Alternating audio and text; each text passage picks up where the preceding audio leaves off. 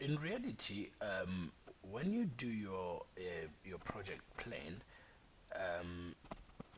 this is your actual estimate of how many days your project will take on paper, the how much material and resources do you need for your project, the start time and the end time of your tasks.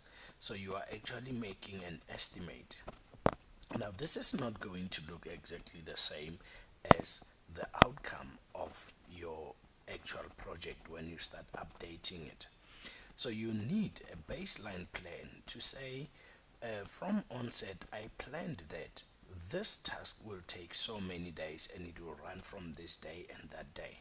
And because of unforeseen circumstances, you might find that your task starts earlier or later than you expected, and the number of days it takes to actually do the actual task, it's not as per your estimate. Now you need a baseline plan to see your actual project versus your actual plan. So you will need, when you are done with scheduling your project, you need to save it as a baseline plan so that you can view your baseline in relation to your actual project. Now let's look at how you save a baseline. You click on baseline and then set a baseline.